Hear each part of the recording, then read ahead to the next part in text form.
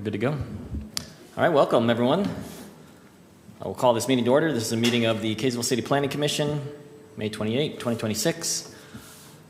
We'll go through our agenda here. Item number 2, declaration of conflicts of interest. Don't see anything, so we will move on to item number 3, conditional use permit for an electronic messaging center sign located at 368 North Main Street for Lifetime Dental. Thank you, Chair Packer. So just for some context, this sign originally came through Planning Commission in September of 2025 and was approved. But since then, the applicant elected to make some changes to the size and the design of the sign. And with it being conditional use, staff decided that it needed to be brought back because it was a larger sign. So this sign is approximately 7 feet 5 inches tall by 8 feet 8 inches wide, with a square footage of roughly 65 feet. And the EMC portion of the sign is approximately 36 square feet, or 55% of the total sign size. For context, 10 square feet total increase. The previous sign was about 27.5 square feet. So we can go to the next slide here. One more, sorry. On the left is the prior sign that was approved at that September 2025 meeting, and on the right is the sign being reviewed at this meeting. Both signs, of course, meet our standards, but because of that increase that I mentioned, we elected to take it back for Planning Commission to review and approve, assuming that you find it meets the criteria and no additional conditions are necessary.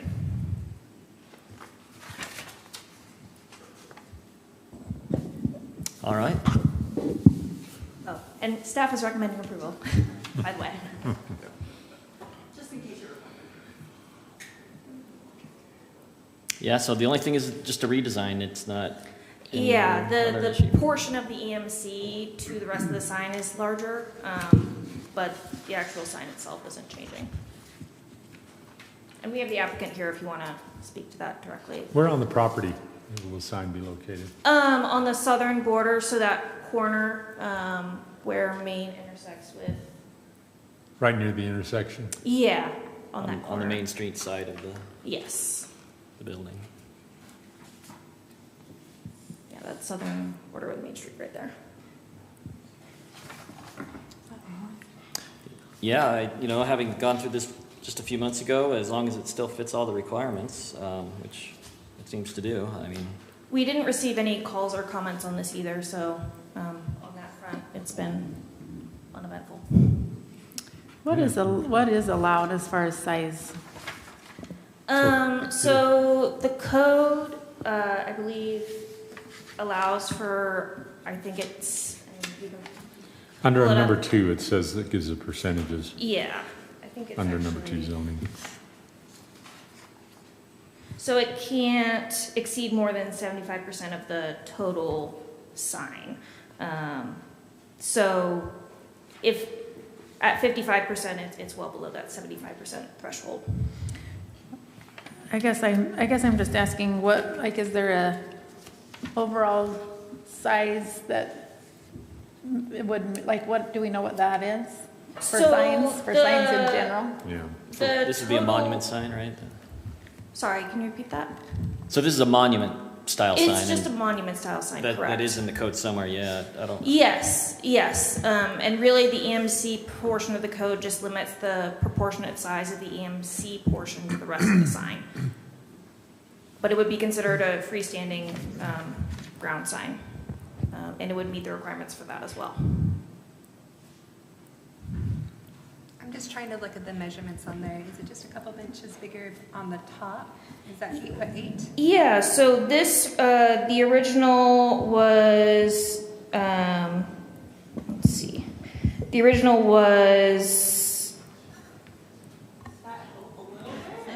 yeah, I apologize, the quality doesn't translate well. I believe the total height on the original was approximately 10, and then the new version is 7 feet 5 inches, but the proportion of the EMC to the rest of the sign is larger.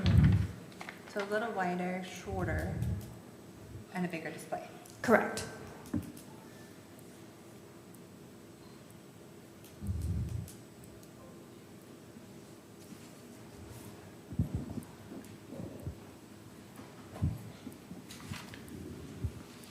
I know as we've discussed car wash and other signs and lights, there's been concerns about hours of operation,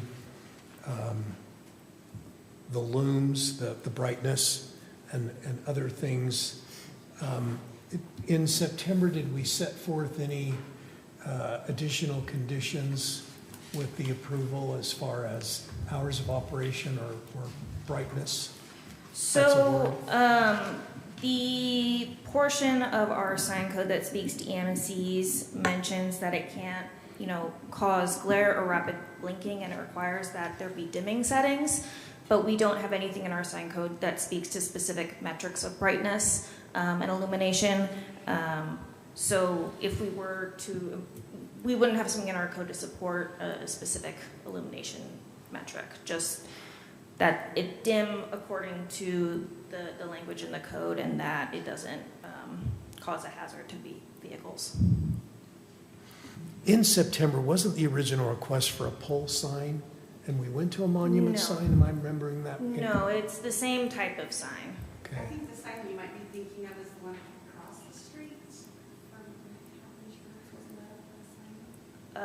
There was a sign we looked at a few months ago just over here off of 50 West. That was a pole sign. But this particular site has always been a ground sign.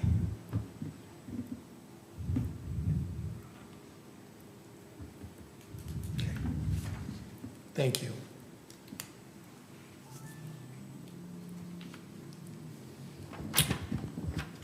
There's no issues with the setback, right? No, it meets all the setbacks required both for the sign and for the property. Okay.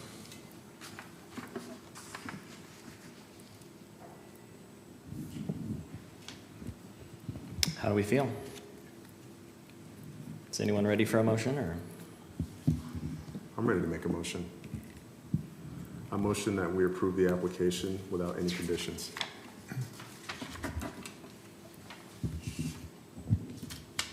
Second.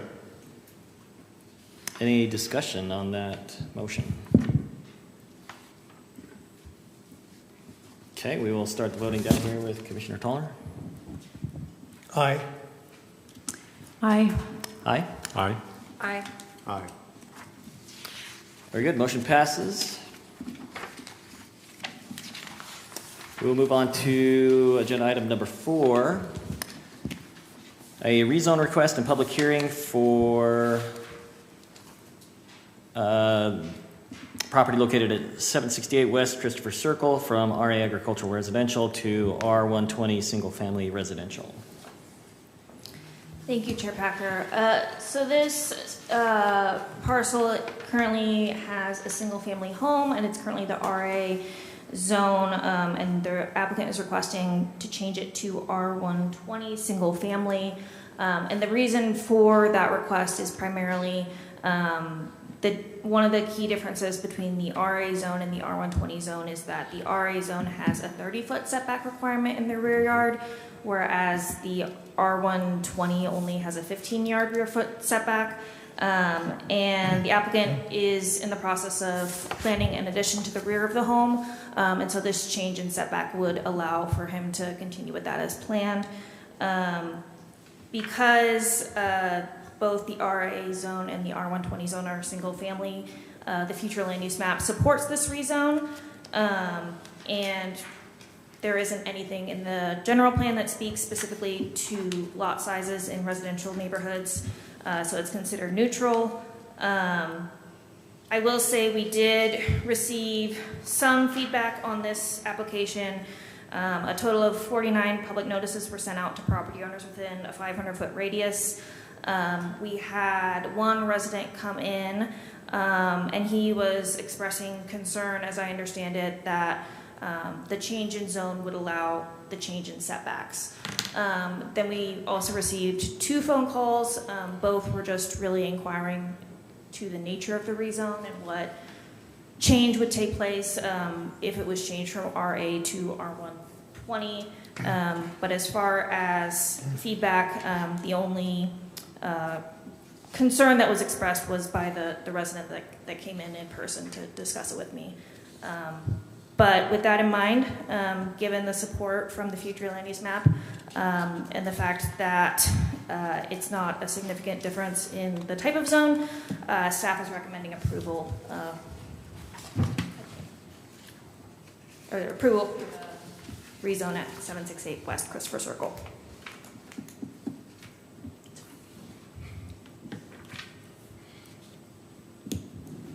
All right, any questions before we jump to the public hearing portion? Yes, please, Mr. Chairman.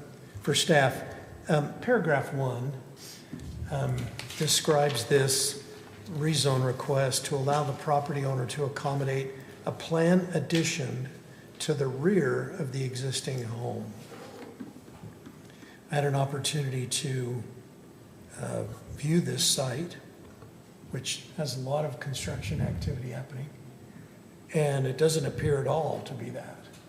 It looks like it's on the west side of the home and rather extensive. Have they pulled permits? Where are we at in that process? We're currently in the process, and the applicant is free to come up and jump in as well. So I believe the original intention was to have this be a detached accessory building.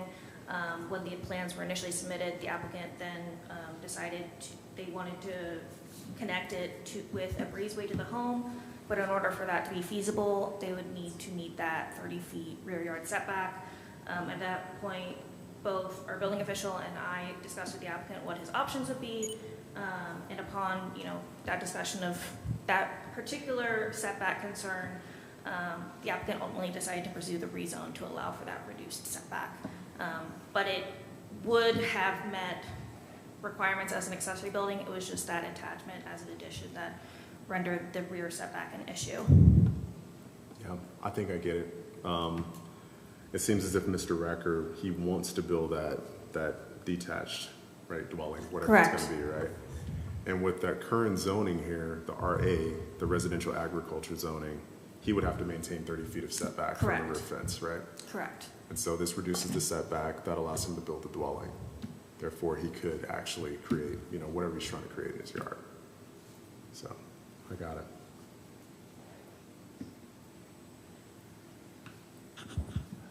And I guess we could have the applicant address this, but my guess is that you're not seeing any activity on that side on the rear of the building because it hasn't been approved yet.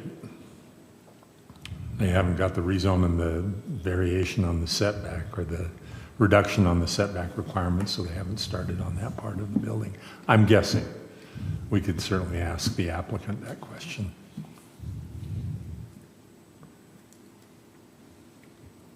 Yeah, do you guys want to hear from the applicant? Yes. I'd love to. If you're willing, we'll let you come up and just add anything you would like to add from what staff has said. And So I'm Nick Raker. So there is a lot of construction activity right now because the contractor that was pouring the concrete poured it way out of spec, and so I'd been in a back and forth for last month to get them to tear it all out and start over because it was didn't meet any of our engineering specs, and so that's why they've had to rip it all out. So we're like a month and a half behind schedule of what it would have been for the accessory building. But it does, with the addition of a breezeway, it is partially in the back of the house there. Like it's, it's hard to. Is there a laser pointer right there? I don't. Is there? Oh yeah. I don't want to get anyone in the eye here. Okay. Yeah, so it essentially goes like this, so it's mostly the side of the house here. Oh, there's like a 21-foot setback here. And it essentially goes like this, and then so the accessory building would have been like this, And then, but to connect it with the breezeway, we'd have a little addition right here as well, so. Does that answer your questions?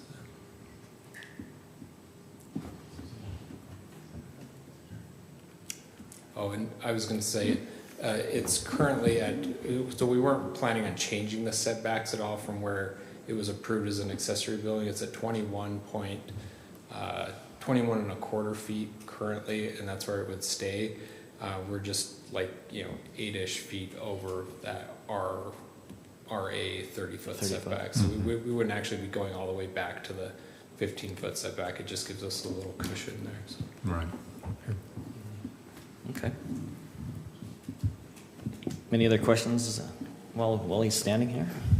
What, excuse me, as you drew with the laser pointer, it along Kays Drive, I believe that's, what will that structure be that faces west, northwest? It's a part of the back part of it's a garage, and then the front part of it's a like pickleball court, basketball court, a little gym area. So. Okay. And what will it be constructed of? It's essentially the steel, cold rolled steel framing with full concrete footings. It's essentially like a commercial style build, a lot more durable than like a pole barn would be. Okay.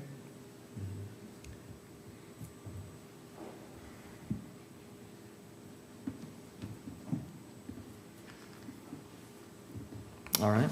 Nothing else for the applicant? Well, then we will move to the public hearing portion of this agenda item. That means anyone who is here to speak to this item is allowed to come up and share your thoughts. There's a 3-minute limit.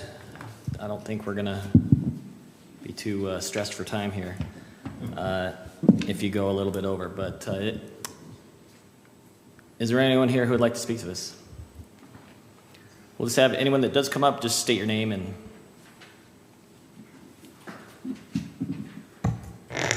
Larry Hardy. My home is second one to the right in the photo there. First, just a clarification, that home between our home and the Rakers has a setback of, it looks like about 10 feet. I'm just wondering why it has that setback and the Rakers had 30. But anyway, the reason that we're here is because we have no objection to them improving their home and doing the things that they desire to do. And if the home were not on a corner lot, we wouldn't be here. But because of the way the lot sits and the way their construction is going to happen, we just don't think that a steel building is appropriate for that location in our neighborhood. Our understanding is that it will be a steel building with several different components, some mechanical garage to work on a car, and pickleball court and a climbing wall and those kinds of things, and so it's going to be a good-sized building. And our understanding is that it will be a metal building, whereas the home is brick. And when we first moved into our neighborhood, we were told that there were covenants that the exteriors of buildings needed to match the existing home. And it doesn't appear that that's in the plan, so we're just concerned about that, and we certainly don't want to oppose what the Rakers are planning to do. It's just we're concerned about how it's going to appear and if it might possibly detract from the value of the homes around it. Thank you. Thank you.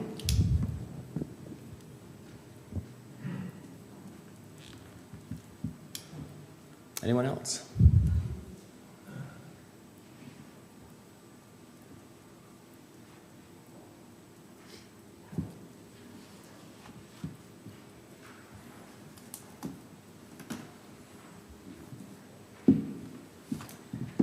Hi there, my name's Brent Toller.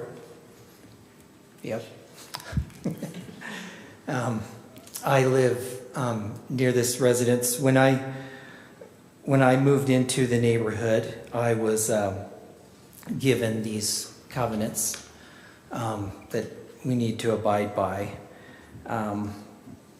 And just a quick summary of those.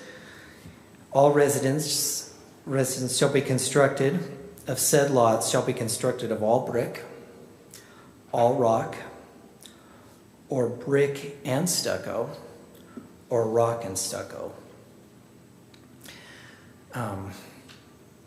This is one of your most pristine neighborhoods in Kaysville. It's this residential agricultural area is well maintained.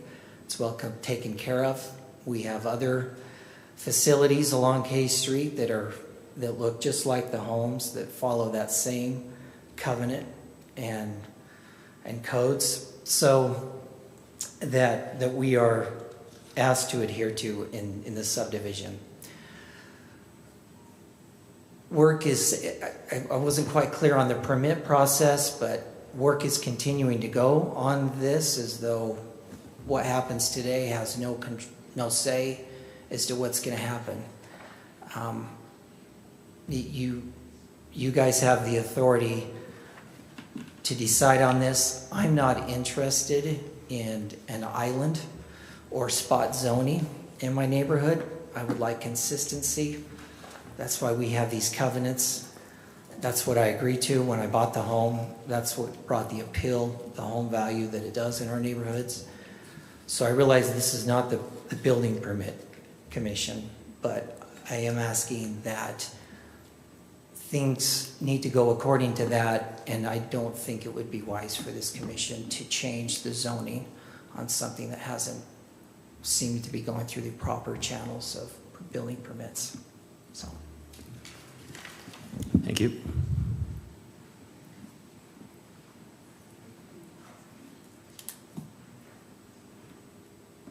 Yeah, you'll have a chance, we'll to be able to respond, and we'll ask some questions, I think. So is anyone else here to speak here in the public portion? Okay, seeing none, we will close the public hearing portion. You wanted to address maybe, and I think the commission would like to hear maybe some of your thoughts on what was said. Yeah, so to be clear, we aren't not following any building permits or anything, or proceeding without building permits. We are proceeding with the approved accessory building as approved. So we haven't built the breezeway. I mean, we haven't built anything essentially right now because we've had to restart over. But the building department had approved the accessory building, and it was being built as is. So really the zoning doesn't change that. Essentially the only difference would be the connecting with the breezeway. That's the issue with the rezoning, if that makes sense. And there are lots of other accessory buildings in the neighborhood that are built out of similar construction. I would say less quality construction than this, because they're just made of pole barns, which can sag over time, whereas this is a more sturdy, better quality build. There's multiple houses, and we're not asking for spot zoning. I mean, the house right behind us is actually R120 as well, so we're just trying to do what essentially most of the neighborhood. It's just a very small section of the neighborhood that's actually RA. But yeah, the building commission never said anything to us about what it needs to be built out of materials. This is the first time I've heard anything about that, and we were never given any like HOA codes or covenants or anything when we purchased the home. So this was all news to me. So the only thing that really changed, you're building it still to the specifications of the accessory building, which was allowed Yeah. under your RA zoning. Correct. The only thing that changes is that you're putting a breezeway to connect it, and that now makes it part of the main structure, which means you Correct. have to meet those setbacks. Correct, yeah. The So, different setback requirements. correct. So regardless of the building rezoning, that it's still permitted under an accessory building and would still be built. So it's just a matter of if we're able to connect it or not with Yeah. the accessory, make it part of our home, if that makes sense. Okay. Do you have an active HOA? No. Okay, so that's usually what's the CCNRs? Yeah, well, when we get to discussing them, we can talk about that a little bit. Okay, we appreciate that. So yeah, let's move into the discussion, and maybe we start with that because that is, I mean, it's kind of almost a separate thing from a rezone, really, but. So covenants, usually on a standard subdivision, which this sounds like, covenants are not enforced by the city.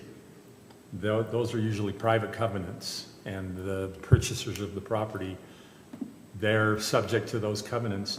And if they violate those covenants, it's up to the other property owners that are under that to enforce it, which usually means taking them to court or doing something like that. But the city has no role in private covenants. So that's the one issue there, is that that they're just asking for a rezone so the footprint of the building meets the requirements of the zoning. What the building facing is, that's not a city regulation. It's not a city issue. If the residents, the neighbors feel like that they want to try and enforce that, that's up to them, and they would have to do that privately. On the issue of the spot zoning, I mean, first of all, spot zoning is a concept that really doesn't exist anymore. But regardless of that, you've got R120 zoning right immediately to the north of this property, so it's almost kind of like just an extension of the R120 zoning. And so the properties that would be to the north of them would be subject to that lesser rear setback, which they are then asking for, and that's who they're abutting with that lesser zoning. So I really don't see a problem with that. Hey, I'm kind of curious about that neighboring home that appears to have Yeah. a very small Very small setback. setback. I did pull up the subdivision plat, and I'm looking at it. Unfortunately, it's one of the older ones, so Which it's not side of the super house great is quality. considered the back? Yeah, maybe so. Because it does extend quite a bit there to It extends, yeah. the east, but Well, Well, maybe that's, or the house down below that's kind of diagonal. is that like a garage?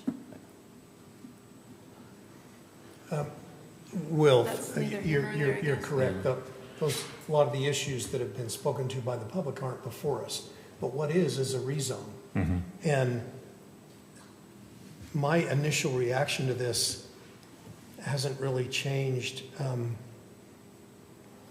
I learned this a long time ago when spot zoning was a thing, that you just don't do that.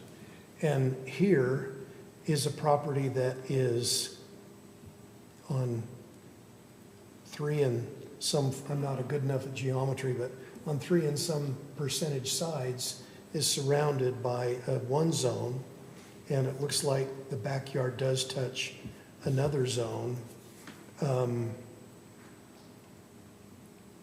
So I think that's the basis upon, I mean, whatever can be built or designed in the current zone is, of course, property holders' rights. Yeah. But to downzone or change the zone to facilitate something which may have other issues, which again aren't before this body, I think is poor planning, poor public policy, and on that basis would object to the rezone. So I would disagree with you on the basis of, if this were an isolated property in the RA zone, and now the setbacks would be different from all the other properties around it, but the setback, the rear setback is adjacent to property that is also zoned R120.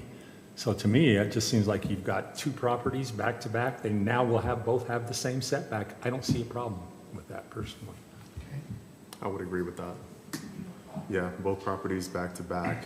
north and south are R120 designated zones. And I understand, I mean, sorry for butchering your name, by the way. No, I get it. People butcher my name all the time, right? So I'm sorry for that. Me too. But, but yeah, I understand. I think the attempt here is to just remain within the legal boundaries. I think that's really what this is about with the accessory dwelling, right? So I understand it. I don't have any issues with it. So will you give me the short version of why you say spot zoning doesn't really exist anymore? Because I was prepared for a much longer conversation on spot zoning. Yeah, so the idea of spot zoning was always kind of like when an area is designated for a certain kind of development, and then you take a single parcel of property or a small number of parcels and zone them differently than what everything else around it is being zoned. That was kind of held to be that's not consistent with a plan or whatever. But in the case where nowadays, really, there is no legal limitation with regard to that. There may be a philosophical basis for that, but there's not a legal limitation on that. In other words, the courts have said, well, look, it's a legislative discretionary item. Okay. If you feel like it's appropriate to do that, you have the discretion, the ability to do that. So spot zoning is not a legal concept any longer. It's not a legal prohibition. It's more of a philosophical. I don't know. I defer to our legal counsel. Well, and that's how I understood it, was that it was more philosophical than legal. And I was, I had a lot of reservations, and the only thing that is, kind of saves it for me is that it does border right that same zoning that kind of envelops that whole entire neighborhood. Otherwise, I would have a lot of issues with, I guess, the philosophical idea of rezoning a single parcel. And I would agree with you. I think I'd have a problem if you had it like right in the middle of an area that's all zoned RA and you want to single one property out. I think I might have some issues with that. But where this abuts, and the rear yard is what's abutting that R120 zone, I don't have an issue with it. Yeah, I mean, every other, again, I don't want people to, start zone shopping and everything, but every other setback and standard is nearly identical, or is identical. It's also, I don't know if you all remember a while back, we had a variance application here, and the variance was because they were doing an addition to the house, and it was a corner lot as well. And just a corner of their addition would not comply with what the zoning required, the setbacks and things that were required. So they were asking for a variance. Well, under the strict state standards, it really didn't meet the requirements for a variance. But if the zone was modified to change those setback requirements, then it would have been okay to go ahead. And we actually encouraged that applicant and said, go ask. We would probably recommend that the zone could be changed for that to allow what you're trying to do. And they did. We recommended approval of it, and the city council approved it. I do have a legal question. Even though this is not the issue at hand, are there any zoning requirements based on the accessory dwelling having the same architecture as the primary residence on the property? Not in the zoning. Yeah. Unless it's one of the standards that's included in the zoning code, which there are some that do that. But a couple of years ago, the state legislature prohibited local governments from adopting design standards for single and two-family dwellings.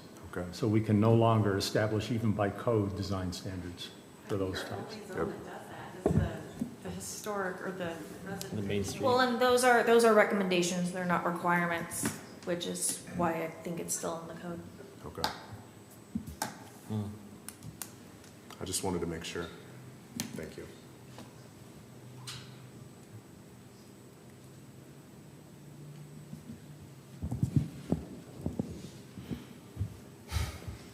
There we are.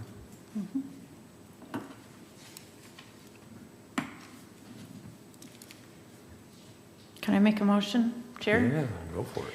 I would make a motion that we recommend approval for the rezone request at 768 West Christopher Circle from RA to R120, single family. I would second the motion based on our discussion. All right. Motion's on the table. Do we have any discussion on that motion? Okay, we will start the voting with Commissioner Young. Aye. Aye. Aye. Aye. Aye. Nay. All right. The motion passes. Now that still has to go to the City Council, and I'm sure they'll have some conversation as well. Probably not next week, right? It takes a little longer. I would anticipate the June 18th meeting would be likely when it goes to City Council. Okay, and they'll have the ultimate say on that, so. Very good. Agenda item number 5, approval of minutes from the May 14th, 2026 Planning Commission meeting.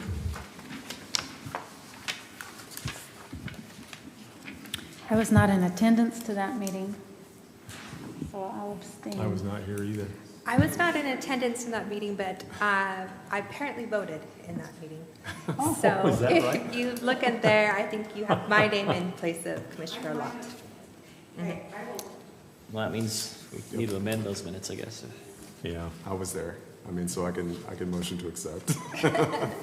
sounds like we'd make. Good job reading them. I wrote in there to see if you were reading. Yes. Yeah. It's going along, and I was like, wait, did I go to this meeting? I don't recall. Was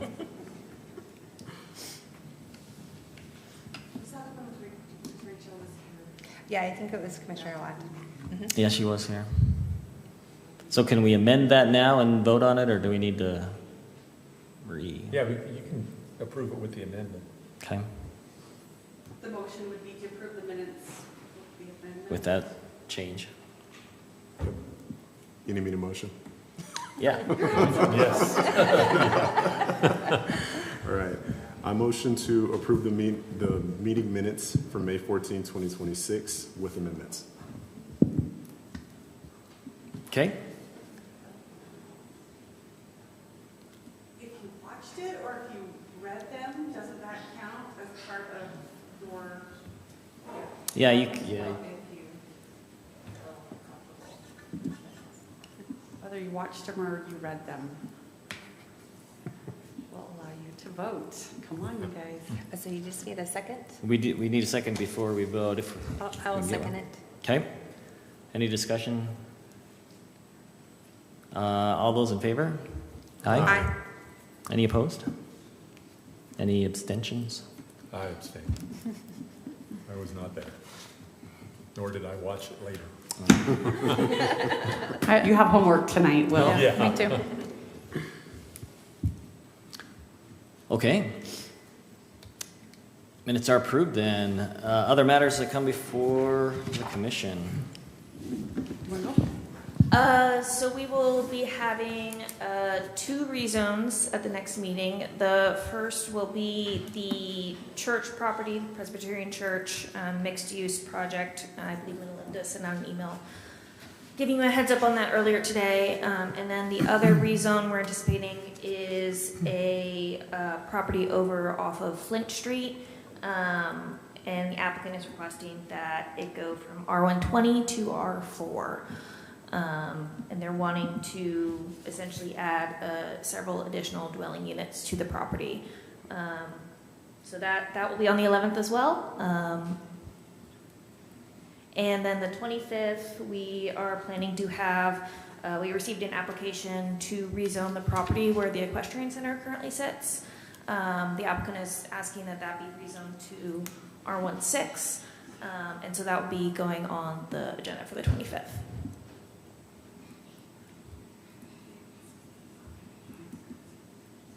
Oh, and as I understand it, Symphony Homes, their application was denied by City Council, so that has reached its end. Yeah. Watched that meeting last week. So we're gonna be, none of those probably will have any public comment, I bet, you know. Mr. Chairman. Don't say that out loud, because then it will.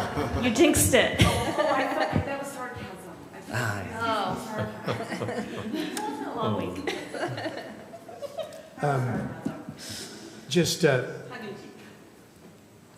our faithful council person, Abby, so often sits through our meetings here, and that's appreciated.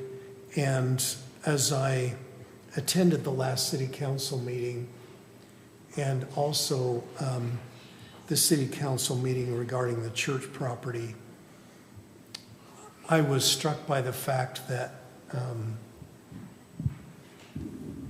this body, at times, I mean, we all have other commitments, should attend the city council meeting where our decisions are considered. My motion died for lack of second on the rezone of the property being developed by Bruce's company, Symphony Homes.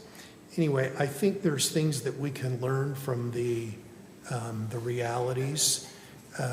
For example, tonight, none of the issues that are attached to this property development are before us. That's true. But if you look at the map and how much green and where it touched brown, I think we're stretching to change a zone to accommodate something that is not going to work with the neighbors. And so we're dumping that into the city council's lap. And that's fine. They now have that whole bundle of issues to deal with. But apologize, I don't mean to be preachy, but just I was struck by the fact particularly on the Symphony Homes denial, it would be well, and on this church property that's coming before us, we should look at and review what our mayor talked about on the density of that property. That'll help guide what it is we do. We're our own body, can do our own thing, but we also have the body politic that we recommend to, and we shouldn't make their lives difficult if we don't have to. So to me, it sounds like what you're saying is we should just recommend to the city council what we think the city council will approve. No, we have a duty to do more than that. Yes, I agree. We do. We have a duty to follow the zoning, and here we had a decision this evening that, well, I've said enough. Thank you. We do appreciate your thoughts, though, and I hope you always feel comfortable speaking to any issue, right? I think that's important, that everyone feels unencumbered. If you want, well, just to start, so we did put the public hearing notice out for the church property that's going to be rezoned.